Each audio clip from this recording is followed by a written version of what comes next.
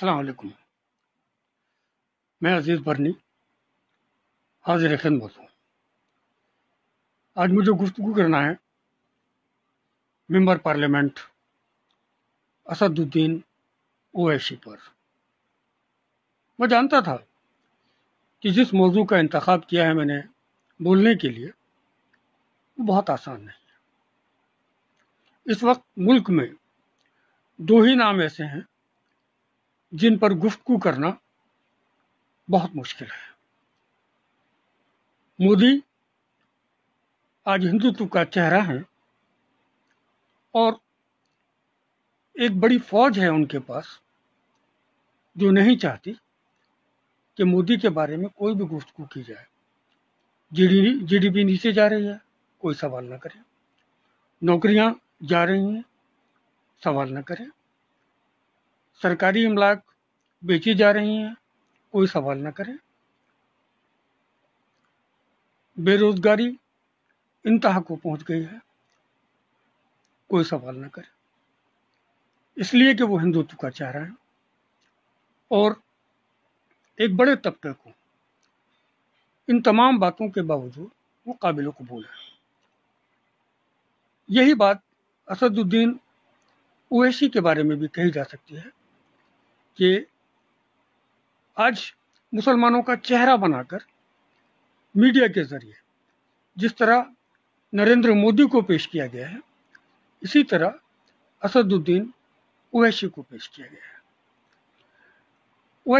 اویسی کوئی نوجوان نہیں ہے، ایک سیاسی خاندان سے ان کا تعلق ہے.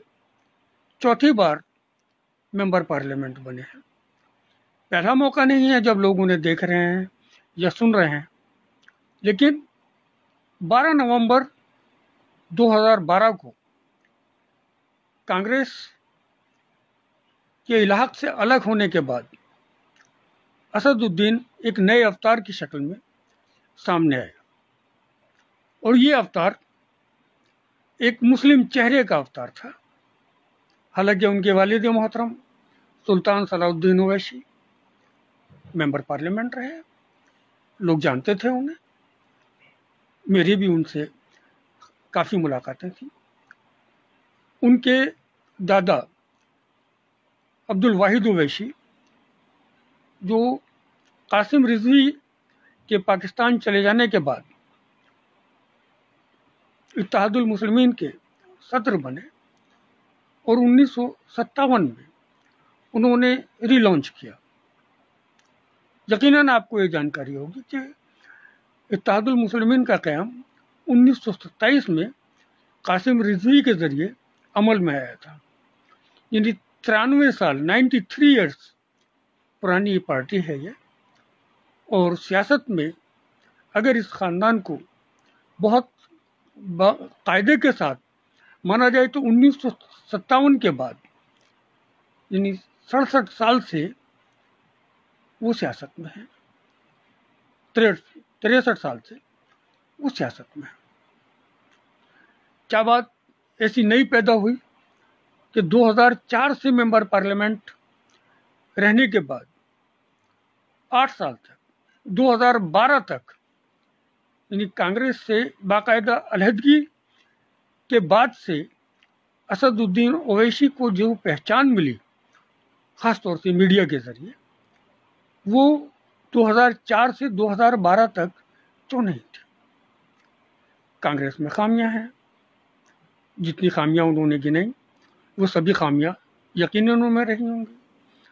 یہ جاننے کے لیے اویسی خاندان کو، اسد الدین اویسی کو اتنا لمبا عرصہ کیوں لگا؟ مراد آباد میں مسلمانوں کا قتل عام ہوا، ان کے والد محترم ممبر پارلیمنٹ تھے، کانگریس کے ساتھ تھے، مسلمانوں کے حق میں کتنی آواز بلند کی. چھوڑیے، جانے دیجیے. سلطان صلاح الدین اویسی کا اپنا ایک ٹینیئر تھا. اسد الدین اویسی ان سے الگ ہیں، ان سے مختلف ہیں.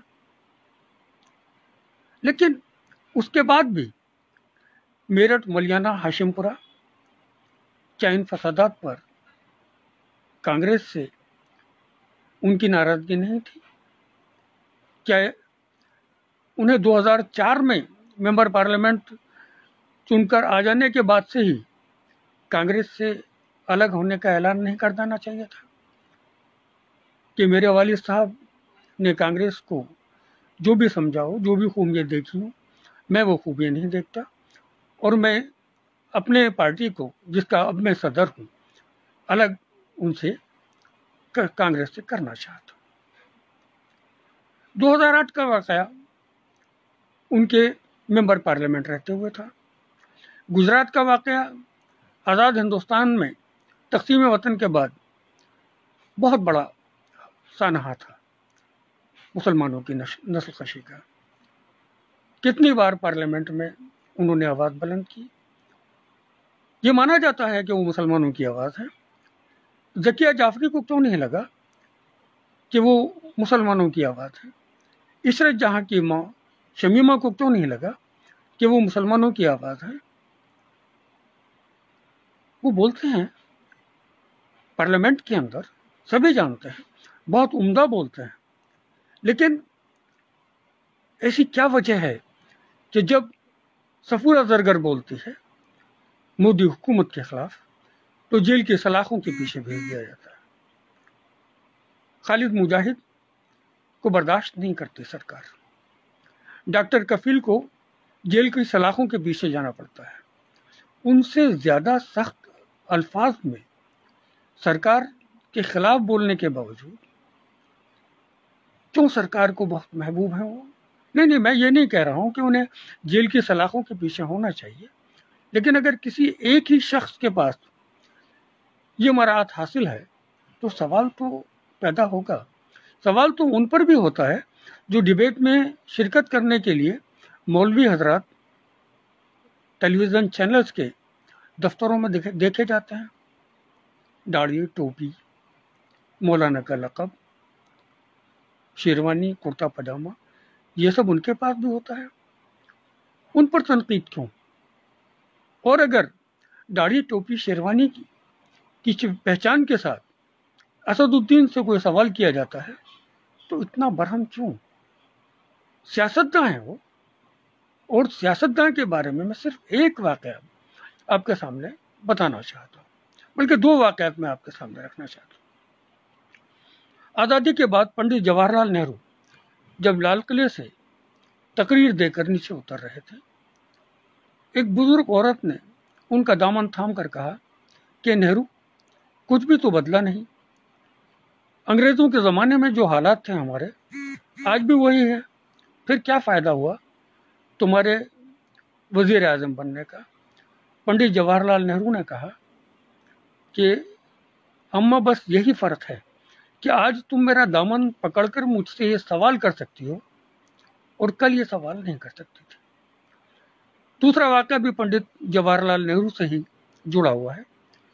وہ لال قلعے کی سیڑھیوں سے اتر رہے تھے، اچانک ان کے پیر لڑکھڑائے، راشٹر کوی دنکر ان کے ساتھ تھے، انہوں نے سنبھال لیا، شکریہ ادا کیا پنڈت جواہر لال نہرو نے۔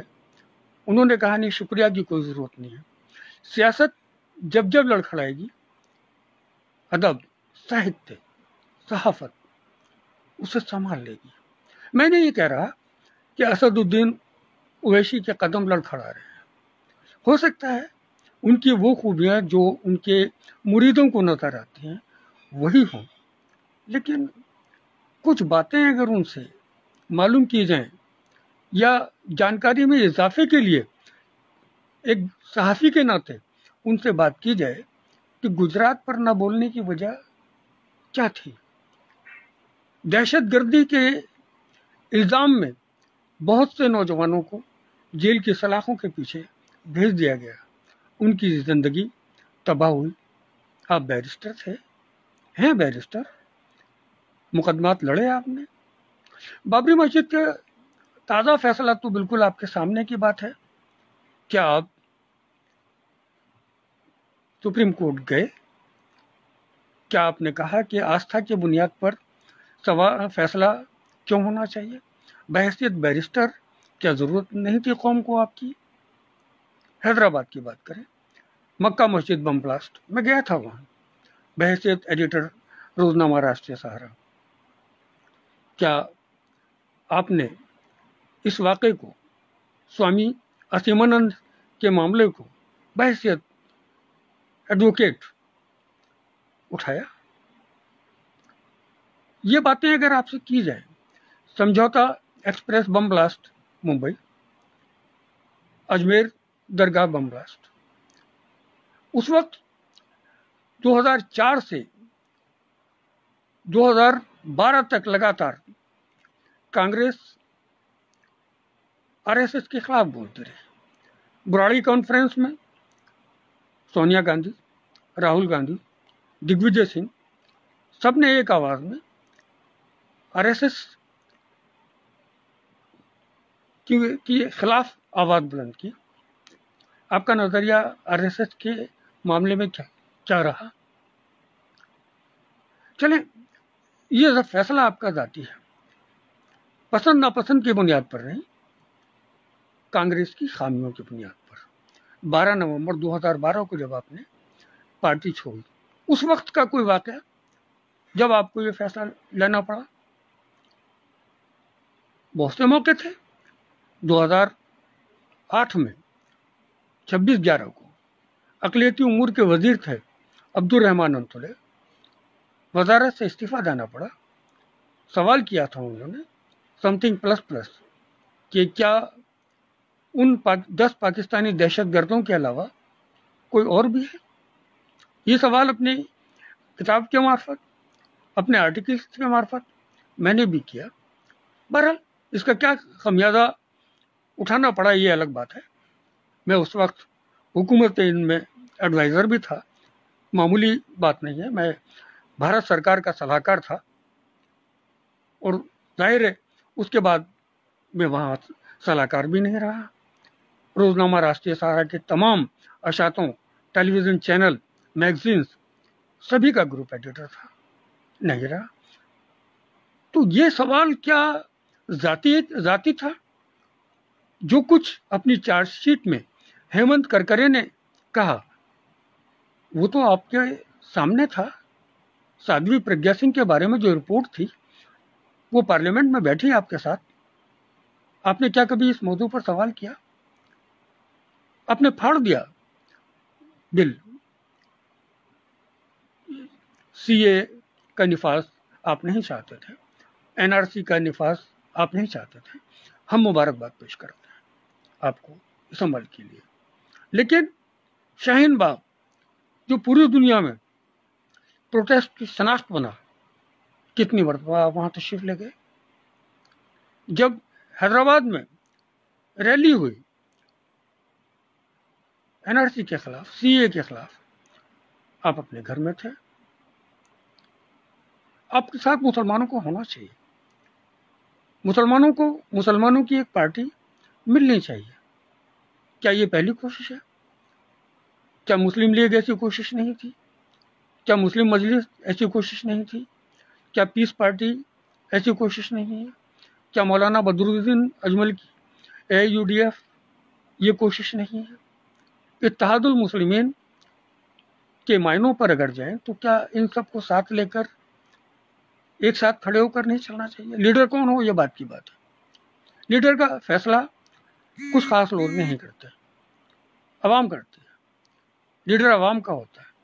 अगर मुश्तरका तौर पर सब आपको लीडर मानते तो कोई मजाक नहीं था। आपकी पार्टी तो 93 साल पुरानी पार्टी है। बदरुद्दीन अजमल साहब की पार्टी तो नई पार्टी है, आपके मुकाबले में बहुत नई। उनके 3 मेंबर पार्लियामेंट रहे जब आपका सिर्फ एक था, फिर 2 आपके मेंबर पार्लियामेंट हुए। आसाम में वो एक बड़ी पार्टी है, क्या आपको साथ नहीं होना चाहिए? आप सेकुलरिज्म को जिंदा लाश बताते हैं, मुसलमानों को नहीं ढोना चाहिए। आप जरा वजाहत फरमाएं, हमारा संविधान, दस्तूर सेकुलर है, क्या लफ्ज सेकुलर को वहां से हटाया जाना चाहिए? फिर आपके जय भीम के नारे का क्या मतलब है? आप अच्छी तरह से जानते हैं केरला में मुस्लिम लीग कभी भी अपनी सरकार नहीं बना पाई। अब देखते हैं आसाम में बदरुद्दीन अजमल बहुत मजबूत होने के बावजूद भी अभी सरकार बनाने की पोजीशन में नहीं है। लेकिन आपके सामने की बात है, आपके केसीआर, उन्होंने तेलंगाना को लेकर एक रिवॉल्यूशन खड़ा किया, बहुत पुरानी बात नहीं थी, वजीर आला बन गए, आपकी पार्टी उनके साथ है। एनआरसी और सीए के मामले में वो सरकार के साथ थे, आप उनके साथ थे। ये सवाल बुरा क्यों लगता है? यकीनन आपके पास वजाहत के लिए बहुत कुछ होगा कहने के लिए। हैदराबाद की शनाख्त, बल्कि हिंदुस्तान की शनाख्त, चार मीनार की बुनियादों में मंदिर की तामीर क्या आपसे छिपी हुई है? 3 मसाजिद को मिसमार किया गया, क्या ये बातें आपसे छुपी हैं? इन सारी बातों पर अब मुसलमानों के रहनुमा हैं। अगर मुसलमान ये मानते हैं तो रहनुमा के फर्ज के नाते अगर कोई सवाल करता है, मैं ये वादा कर दूं, मैं आपको अपना लीडर नहीं मानता हूं, कतई नहीं मानता। आप मेरे लिए सिर्फ एक मेंबर पार्लियामेंट हैं और मैं एक जर्नलिस्ट हूं। बहुत से मेंबर पार्लियामेंट और मिनिस्टर्स, प्राइम मिनिस्टर्स के साथ मेरा गुफ्तगू का सिलसिला रहा है, और हुकूमत हिंद का मुशीर होना भी कोई छोटी बात नहीं है। तो बात करने के लिए आपसे आपके मुरीदों में भी इस कदर बेचैनी, जिस तरह नरेंद्र मोदी के मामले में कि आप सवाल मत कीजिए कि प्राइम मिनिस्टर फंड में पैसा कितना है, आप सवाल मत कीजिए कि जीडीपी नीचे क्यों जा रही है, आप सवाल मत कीजिए कि देश नहीं बिकने दूंगा, मैंने ये कसम खाई है। ये सब दावा करने के बाद में आप आहिस्ता आहिस्ता आज सरकारी इमलाक को बेचकर क्या अपने इस दावे को सही साबित कर रहे हैं? आपके मकसद क्या है वो आप तक महदूद है, आप जाने। आपके उस मकसद को आपके मुरीदीन जितनी खूबी से समझते हैं, बहुत अच्छी बात है, वो समझें, उन्हें समझना चाहिए। लेकिन 8 साल से आप कांग्रेस से अलग हैं और 7 साल से वाज़ेह अक्सरियत के साथ नरेंद्र मोदी हुकूमत में है। एक जर्नलिस्ट के नाते इन सारी बातों का तालमेल तो देखना होगा कि वो मीडिया जो बवाल खड़ा कर देता है, जिसने एक छोटी सी बात पर तबलीगी जमात के ऊपर हंगामा खड़ा कर दिया, उन्हें गद्दार वतन साबित करने की कोशिश की, मुंबई हाईकोर्ट ने उन तमाम मामलात को वापस ले लिया। आपके मामले में मीडिया की खामोशी, आपको मुसलमानों का लीडर प्रोजेक्ट करना, क्या वजह है? बिहार में सरकार बनाएंगे, तमाम मुसलमान आपको वहां पर वोट दे। 8 करोड़ वोटर है बिहार में, जिसमें मुसलमान 1.5 करोड़ से कम है। सबका सब भी अगर आपको वोट दे दे, सरकार बनाएंगे आप? तेलंगाना में, आंध्रा में सरकार बनी आपकी? कितनी बार मरकजी वजीर रहे आप? आवाज उठाना मसले का हल नहीं है, मसलों का हल चाहिए। आवाज तो बहुत लोग उठाते हैं, कन्हैया कुमार भी आवाज उठा रहा है। मैंने पार्लियामेंट में सतीश मिश्रा की वीडियो रिलीज की, उन्होंने भी आवाज उठाई। बहुजन समाज पार्टी के कुंवर दानिश अली ने आवाज उठाई मुसलमानों के हक में, और वो पार्लियामेंट में, लोकसभा में पार्टी के लीडर थे। 10 मेंबर पार्लियामेंट में वो पार्टी लीडर थे। आप तो कभी 10 MP में पार्लियामेंट में लीडर नहीं रहे। कुंवर दानिश अली को इस ओहदे से अलग होना पड़ा, मुसलमानों के हक में आवाज बुलंद की थी। क्यों आप सोचते हैं कि आप तन्हा हैं? मौलाना बदरुद्दीन अजमल दाढ़ी टोपी रखते हैं, 5 वक्त के नमाजी हैं, मौलाना हैं, क्या वो लीडर नहीं है? डॉक्टर अयूब अंसारी भी दाढ़ी रखते हैं, मुसलमानों की नुमाइंदगी करते हैं, छोटे दायरे में इसी। آپ سارے لوگوں کو ساتھ, لیکن سیکولرزم سے چڑ ہے آپ کو. لالو یادو پارٹی بناتے ہیں, 3 بار چیف منسٹر بن جاتے ہیں, ان کا بیٹا ڈپٹی چیف منسٹر بن جاتا ہے. جگن موہن ریڈی پارٹی بناتے ہیں, وہ آندھرا کے چیف منسٹر بن جاتے ہیں. کے سی آر پارٹی بناتے ہیں, تلنگانہ کے چیف منسٹر بن جاتے ہیں. آپ سمجھتے ہیں نا, میرے سوال پر یہی کہا جائے گا نا کہ ہندو اکثریت میں ہے, لہذا وہ چیف منسٹر بن سکتے ہیں, آپ نہیں بن سکتے. سوائے کشمیر کے, جہاں 1947 سے 50 سال سے زیادہ شیخ محمد عبداللہ, فاروق عبداللہ, عمر عبداللہ چیف منسٹر رہے. یعنی باہر اگر آپ کو نکلنا ہے تو ہندو کو ساتھ لے کر ہی چلنا ہوگا. جب آپ مسلمانوں کو متحد کرنے کی بات کریں گے, ان کے ایک لیڈر کی بات کریں گے, تو نتیجے میں ایک لیڈر نریندر مودی ہی سامنے آئے گا. اس بات کو سمجھنا ہوگا. اس کے پہلے ملائم سنگھ یادو بھی ہندوؤں کے لیڈر تھے, لالو پرساد یادو بھی ہندوؤں کے لیڈر تھے, دیوے گوڑا بھی ہندوؤں کے لیڈر تھے. کون مہاراشٹر میں ٹھاکرے بھی ہندوؤں کے لیڈر تھے.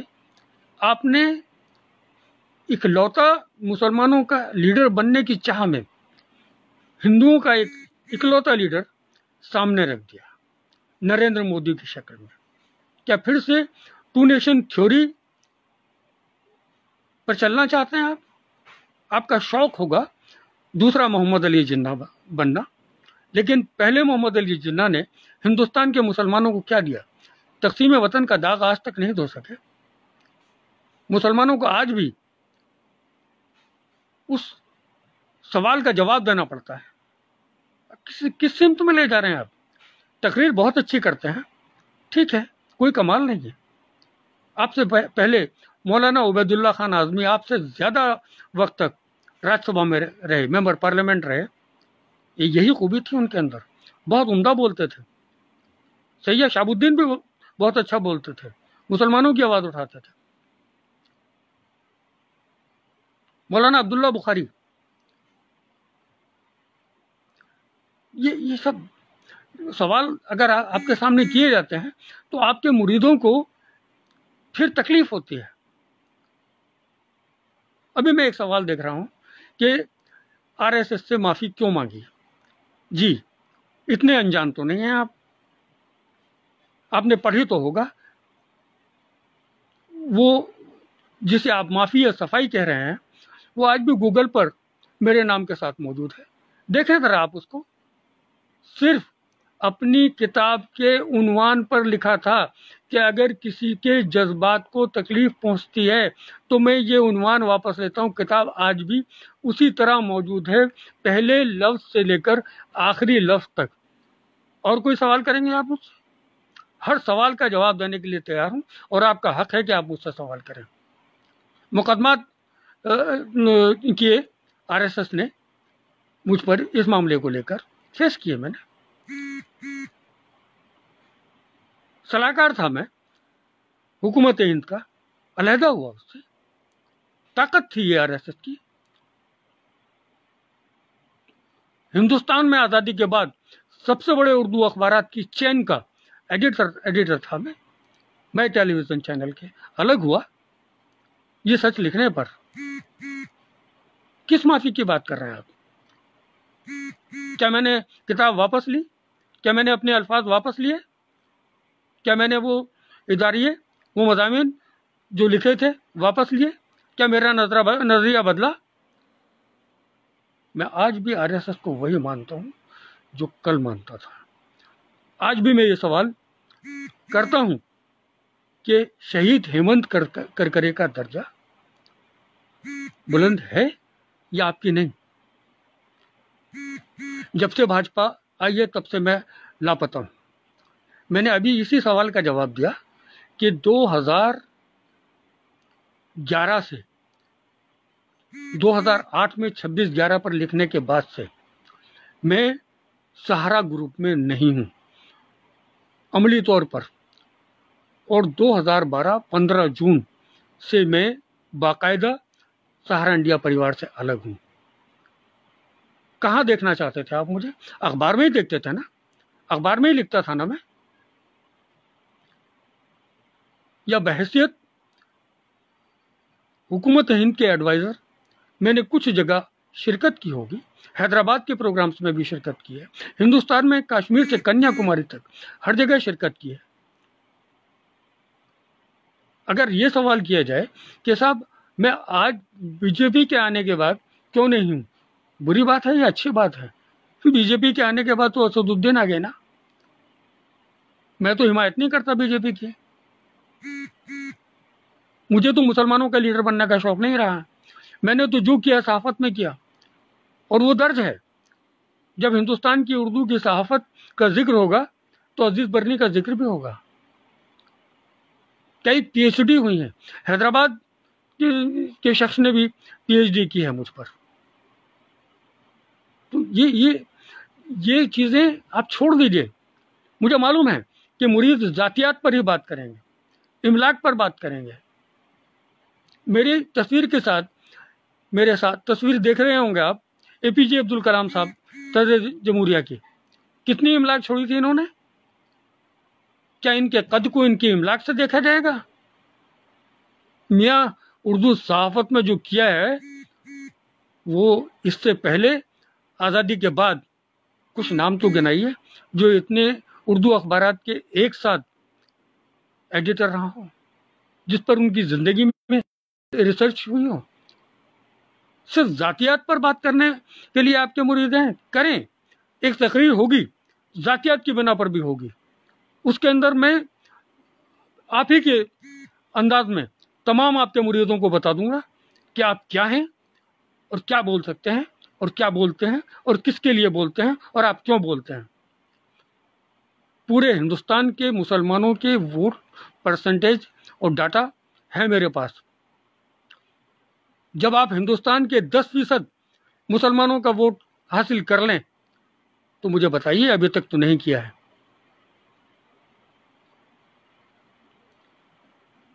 میں نے مسلمانوں کے لیے کتنے مدارس بنائے؟ جمیعت العلماء ہند نے سب سے زیادہ مدارس بنائے ہیں اور سرکاری پیسے کے بغیر بنائے ہیں۔ جو سرکاری پیسے سے بنائے ہیں وہ اویسی خاندان نے بنائے ہیں، engineering college, medical college. Abdul Wahid Owaisi صاحب نے وراثت میں یہ انجینئرنگ کالج اور میڈیکل کالج نہیں دیے ہیں۔ مجھ سے صحافت کے میدان میں بات کرو نا، میں نے مدرسے کتنے بنائے ہیں یہ بات کرو گے؟ میں نے مقدمے کتنے لڑے ہیں؟ میں بیرسٹر نہیں ہوں، میں وکیل نہیں ہوں، لیکن بیرسٹر سے پوچھو نا کتنے مقدمے لڑے ہیں؟ کیا آواز بلند کی کسی عدالت میں ڈاکٹر کفیل کے معاملے میں؟ وہ بے گناہ جو دہشت گردی کے الزام میں برسا برس جیل کی سلاخوں کے پیچھے رہے، کتنی بار وکالت نامہ داخل کیا ان کے حق میں؟ ہاں، میں نے لکھا بھی ان کے بارے میں، اور میں نے ان کو چھڑانے میں بہت حد تک عملی رول بھی ادا کیا۔ لیکن یہ ان سوالوں کا جواب نہیں ہے۔ میں نے کیا کیا یہ سوال مت کریں، میں جو سوال کر رہا ہوں ان کا جواب دیا جانا چاہیے کہ 93 سال کی پارٹی صرف 6 سال سے 7 سال سے بھارتی جنتا پارٹی کی سرکار کے بعد میں لائم لائٹ میں کیوں ہیں؟ اس کے پہلے اویسی خاندان کہاں تھا؟ جب مراد آباد میں مسلمانوں کا قتل عام ہوا تب کہاں تھا؟ جب گجرات میں مسلمانوں کا قتل عام ہوا تب کہاں تھا؟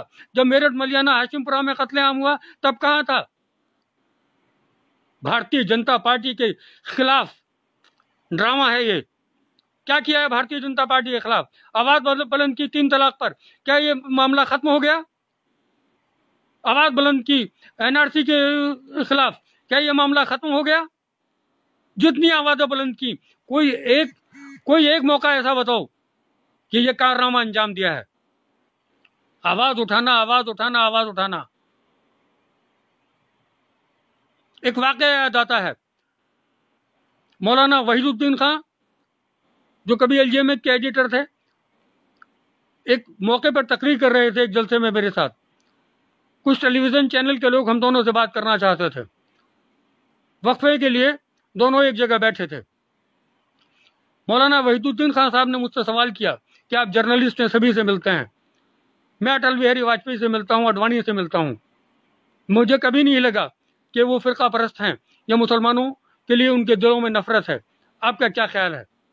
میں نے کہا ایک چھوٹی سی مثال دوں گا، الرسالہ نکالتے ہیں آپ، اور پرچم قرآن نکالتا ہوں اردو کا میگزین میں، آپ چھوٹی چھوٹی مثالوں کے ذریعے وعدے کرتے ہیں۔ میں ایک موچی کو جانتا ہوں جو میرے راستے میں بیٹھتا ہے، جوتے گانٹھنے کا کام کرتا ہے، شام تک 50-100 روپے سے زیادہ نہیں کماتا، لیکن اپنے کام میں اتنی مہارت ہے کہ میں اگر چاہوں تو وہ کام نہیں کر سکتا۔ انہوں نے کہا اس بات کا مطلب؟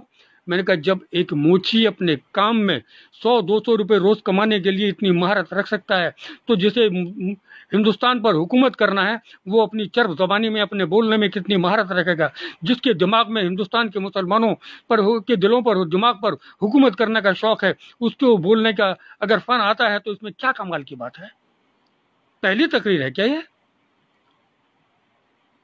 اسے تقریر سے ہی حاصل کرنا ہے جو بھی کچھ حاصل کرنا ہے، تو تقریر آتی ہوگی، آتی ہے، اس میں کیا کمال کی بات ہے بھائی؟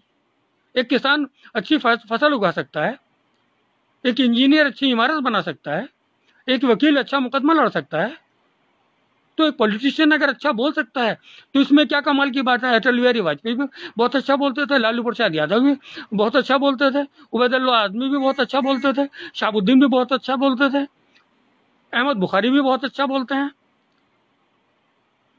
اچھا بولنا کیا پیمانہ ہے؟ داڑھی ٹوپی کیا پیمانہ ہے؟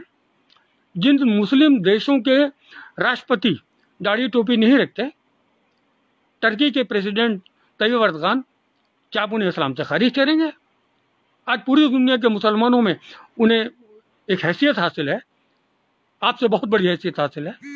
داڑھی ٹوپی کیا مسلمان ہونے کی شناخت بس یہی ہے؟ باقی مسلمان نہیں جی؟ آپ اے پی جے عبد الکلام کو مسلمان نہیں مانیں گے؟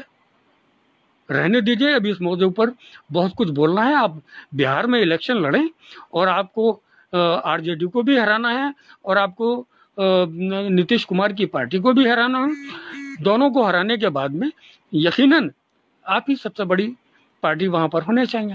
مجھے سمجھ میں نہیں آتا، سیکولرزم سے بہر ہے آپ کو، اور آپ کے مریدوں کا یہ کہنا ہے کہ اگر تیجسوی یادو آپ کو پارٹی میں آپ کو شامل نہیں کریں گے گٹھ بندھن میں تو ان کو ہار حاصل ہوگی۔ کیوں شامل ہونا چاہتے ہیں؟ آپ شامل تھے کرناٹک میں ایچ ڈی دیوے گوڑا کے ساتھ، کیا ملا؟ کیا اتنی بھی شناخت ملی کہ جب کمار سوامی نے حلف لینے کے بعد میں جلسہ کیا تو بلایا آپ کو، آپ کے بھائی کو بلایا؟ آپ کا بھائی بھی تو داڑھی ٹوپی میں نہیں ہے۔ رسول اللہ اس کے خواب میں آتے ہیں، اس کے بیان کے مطابق اسے 15 منٹ مل جائیں، پولیس کو ہٹا دیا جائے تو وہ کر کے دکھا دے گا جو کبھی نہیں ہوا۔ چھوڑیے ان باتوں کو، مسلمانوں کو گمراہ مت کیجیے۔ سڑکوں پہ مسلمان مارا جا رہا ہے، آپ محفوظ قلعے میں رہ رہے ہیں، آپ یہ آواز بلند کر کے مسلمانوں کو متحد کرنے کی بات کر کے ہندوؤں کو متحد کر رہے ہیں۔ پھر بولوں گا اس موضوع پر، آپ کے مریدوں کو جتنے سوال ہیں اور ہمت ہے تو آپ سوال کیجیے۔ میں یہ بھی بتا دوں، کہنا نہیں چاہیے، حکومت ہند کے ایڈوائزر کی حیثیت بھی ایک بڑی حیثیت ہے۔ آپ صرف ممبر پارلیمنٹ ہیں، ابھی اس سے زیادہ کچھ بھی نہیں ہے، اور یہ دور تو بہت دیکھے ہیں، بہت دیکھے ہیں۔ ایک زمانے میں ہندوتو کا چہرہ بال ٹھاکرے تھے، آج سیکولرزم کا چہرہ ان کے بیٹے ادھو ٹھاکرے ہیں۔ تو ان باتوں کو چھوڑ دیجیے اور اپنی حد میں رہیے، حد میں رہ کے کام کیجیے۔ سیاستداں بننا ہے، پورے ہندوستان میں الیکشن لڑیے، پارلیمنٹ کے الیکشن لڑیے۔ 50 سے زیادہ ایسی سیٹ ہیں جو مسلم اکثریت کی ہیں، آپ ان میں سے 5 جیت لیجیے، جیتیے تو۔ ہندو مسلمان اگر ساتھ نہیں ہوگا تو صرف سیکولرزم نہیں، جمہوریت کا بچنا بھی مشکل ہے۔ آپ جیسے لوگوں نے قد بڑھا دیا نریندر مودی کا، آج دیکھیں ہندو کتنے خلاف ہیں۔ بہار میں بھی پپو یادو نے جو بولا ہے اور جو بولتے رہے ہیں اسے سنیں آپ، تنا آپ نہیں ہیں بولنے والے، آپ بولتے ہیں تو مسلمانوں کا گرم مسالہ اس میں شامل کر کے بولتے ہیں۔ اجازت چاہوں گا، شکریہ، خدا حافظ، جے ہند۔